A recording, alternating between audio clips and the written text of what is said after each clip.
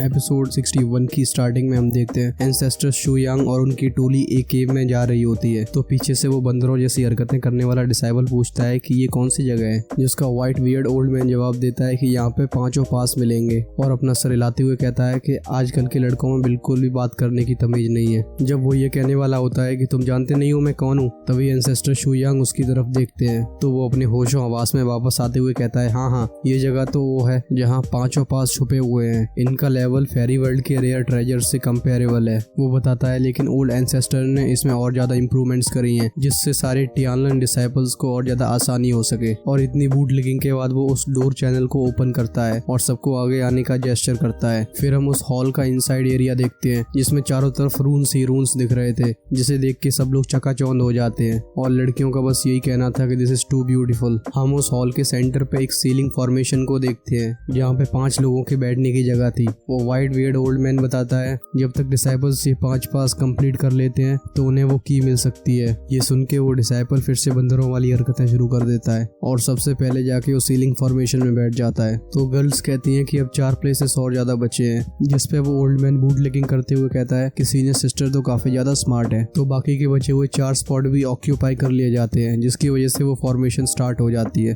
Ancestor शू यांग उस old man से पूछते हैं क्या तुम मुझे कुछ पता ना भूल तो नहीं गए हो? तो वो कहता है ऐसा लग तो नहीं रहा है, मैं क्या भूल सकता हूँ। तो एंसेस्टर शू यांग उसकी तरफ तीखी नजरों से देखने लगते हैं, जिसकी वजह से वो खौफ में आके कहता है लॉन्गयांग सीक्रेट टेक्निक के 5 पास में से अगर कोई भी फेल होता है तो 5 लोग वहाँ पे हमेशा के लिए अटक जाएंगे। फिर क्या पड़ती है एक लाइटनिंग स्ट्राइक और वो सीधा वॉल में जा टकराता है। उसके मुंह से खूब सारा खून निकलने लगता है। तो वो क्यूट इविल ड्रैगन बोलता है कि तू पहले नहीं बता सकता था? तो वो व्हाइट वियर्ड ओल्ड मैन कहता है कि अगर एंसेस्टर हमेशा अपने डिसाइबल्स को अपने विंग्स के नीचे रखेंगे तो वो कैसे ग्रो हो पाएंगे। लेकिन एंसेस्टर शू यांग इस बात का जवाब नहीं देते और पूछते हैं कि मेरे टीचर हमेशा एक रास्ता बचा के रखते थे, बताओ सेंट्रल कोर कहाँ पे है? तो वो बताता है कि इस फॉर्मेशन के बिल्कुल बीच में है। एंसेस्टर जाते जाते कहते हैं कि चाहे मेरे डिसाइपल्स वीक हों या स्ट्रॉन्ग, अगर उन्हें कुछ भी हुआ तो तुम्हें राख में बदलने से कोई नहीं रोक सकता। तो वो ओल्ड मैन मगरमच्छ के आंसू बहाते हुए कहता है ये एंसेस्टर शू तो हमारे ओल्ड मास्टर से भी ज्यादा प्रोटेक्टिव है, अब मैं क्या डिसाइपल्स की ट्रेनिंग के बारे में भी बात नहीं कर सकता हूँ? फिर सीन चेंज होता है और हम एंसेस्टर शू यांग के व्यू पॉइंट से देखते हैं। उनके सामने एक हरा भरा जंगल होता है। तभी वो क्यूट इविल ड्रैगन आता है और कहता है यहाँ तो मैं अपनी मैजिक पावर्स का यूज ही नहीं कर पा रहा हूँ। वो कहता है ये तो सब इल्यूजन है, लेकिन ये इतना रियलिस्टिक कैसे लग रहा है? तो एंसेस्टर शू यांग कहते हैं ये तो मेरे मास्टर की छोटी सी ट्रिक है, इसे वांग डाओ यूकोंग बोलते हैं। इसकी हेल्प से स्पेस और टाइम को कैसे भी बेंड किया जा सकता है, इसलिए यहाँ पे सब कुछ रियल है और इस दुनिया में बाहर की कॉज एंड इफेक्ट भी अप्लाई नहीं होते हैं। तो ये सुन के वो क्यूट इविल ड्रैगन चौंक जाता है। वो कहता है इतनी खतरनाक चीज, और फिर वो एंसेस्टर शू यांग को देख के और भी ज्यादा भौचक्का हो जाता है। वो कहता है आप दोबारा यंग कैसे हो गए? तो एंसेस्टर शू यांग कहते हैं लगता है यहाँ पे मेरी स्पिरिचुअल पावर को वर्क करने में भी परेशानी हो रही है। फिर हम सामने से एक गैंडे को आते हुए देखते हैं। तो वो क्यूट इविल ड्रैगन कहता है कि लोअर रियल में ये हाई लेवल मॉन्स्टर्स कहाँ से आ गए? जब वो गैंडा एंसेस्टर शू यांग के ऊपर अटैक करता है तो वो उसे बस एक ही उंगली से रोक देते हैं और उसे एक हाथ से पकड़ के तारामंडल की सैर करने के लिए भेज देते हैं। ये देख के वो क्यूट इविल ड्रैगन चौंक जाता है। वो कहता है कि हाई लेवल मॉन्स्टर्स तो 1000 माइल्स को ऐसे ही डिस्ट्रॉय कर सकते हैं, तो आपने उसे बिना स्पिरिचुअल पावर के ऐसे ही दूर कैसे फेंक दिया? अब क्यूट इविल ड्रैगन की इतनी विचित्र बातें सुन के शू यांग कहते हैं कि मास्टर ने तो मुझे एक पैड देने की बात करी थी, ये अजीब सा ड्रैगन कहाँ से आ गया? तभी पीछे से आवाज आती है कि डिसाइपल आओ टीचर से मिलो। और हम पीछे एक ओल्ड मैन को देखते हैं, लेकिन तभी एंसेस्टर उसकी कुटाई करना शुरू कर देते हैं और वो कहते हैं कि मेरे टीचर की नकल करेगा, मुझे डिसाइपल बोलेगा, आज मैं तुझे असेंड करना सिखाता हूँ। इसके बाद वो उसे मार मार के फुटबॉल बना देते हैं। अब एंसेस्टर शू यांग को काफी अच्छा फील हो रहा था।